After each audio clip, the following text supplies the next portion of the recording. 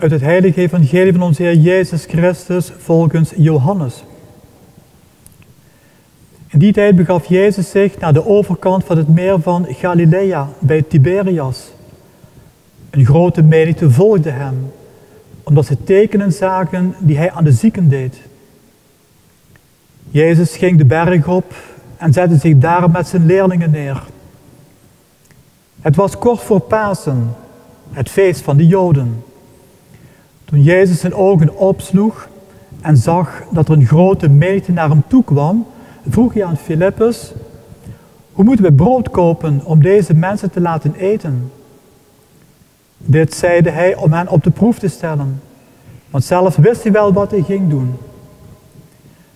Filippus antwoordde hem: wil ieder ook maar een klein stukje krijgen, dan is voor 200 denariën brood nog te weinig. Een van de leerlingen, Andreas, de broer van Simon Petrus, merkte op: er is hier wel een jongen met 5 gerstebroden en 2 vissen. Maar wat betekent dat voor zo'n aantal? Jezus echter zei: laat de mensen gaan zitten. Er was daar namelijk veel gras. Ze gingen dan zitten. Het aantal mannen bedroeg ongeveer 5000. Toen nam Jezus de broden. En na het dankgebed gesproken te hebben, liet hij ze uitdelen onder de mensen die daar zaten, alsmede de vissen, zoveel men maar wilde. Toen ze verzadigd waren, zei hij tot zijn leerlingen: haalt nu de overgebleven brokken op, om niets verloren te laten gaan.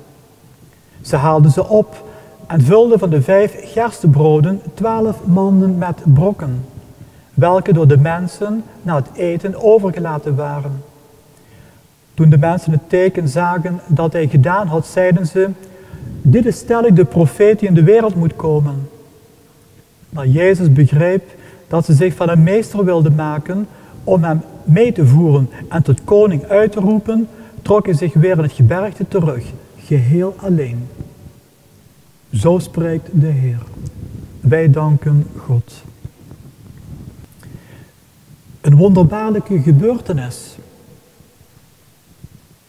De wonderbaarlijke broodvermenigvuldiging. Met 5 broden en 2 vissen.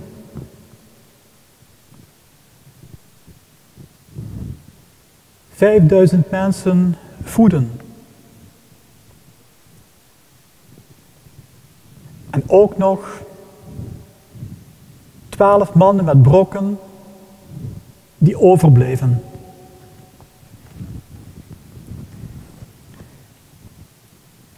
Zoals altijd een wonder dat zicht geeft op de persoon van Jezus Christus.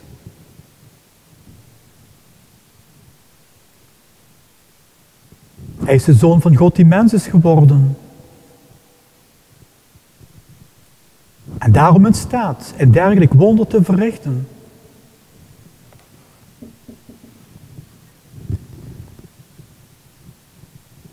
De reactie van de mensen was begrijpelijk.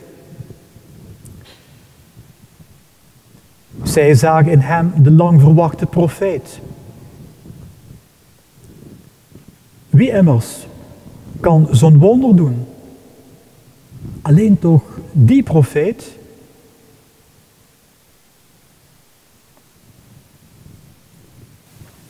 Op het eind van het evangelie staat geschreven dat Jezus zich terugtrok in de stilte. Waarom? Het heeft te maken met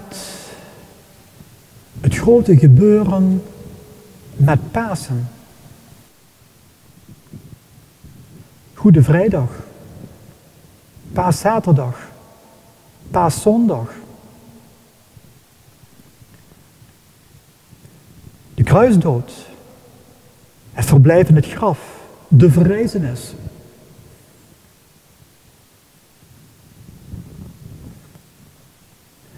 De mensen die het wonder zagen, begrepen hem niet. Vandaar ook dat Jezus zich terugtrok in de stilte.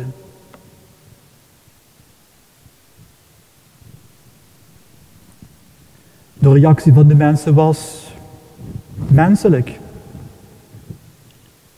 Ook de apostelen hadden veel tijd nodig om het juiste zicht te krijgen op de persoon van Jezus Christus. Alle wonderen ten spijt waarvan ze zelf getuigen waren geweest. Ook zij moesten eerst Pasen meemaken, aan de lijve voelen. Zij moesten eerst geconfronteerd worden met de verrezenen. En zelfs toen, zo zegt het evangelie, twijfelden zij. Pas toen ze de Heilige Geest ontvingen op Pinksteren, ja, toen waren ze klaar. Toen bezaten ze het juiste zicht op Jezus Christus, de Godmens, de gekruisigde en verrezen Heer. In het evangelie van vandaag waren de leerlingen ooggetuigen van een groot wonder. Later, toen ze daadwerkelijk geloofden in de verrezenen, hebben ze dit wonder meer dan eens verteld en uiteindelijk opgetekend in de Heilige Schrift. Dit wonder is tegelijkertijd ook een verwijzing naar het andere grote wonder, waaraan wij nu mogen deel hebben, namelijk de Eucharistie. Brood wordt veranderd in de kracht van de Heilige Geest in het lichaam van Jezus. Wijn wordt veranderd in de kracht van de Heilige Geest in het bloed van Jezus. En wij worden ermee gevoed. En wel ten eeuwige leven. Een groot wonder. Wij mogen God dankbaar zijn. Amen.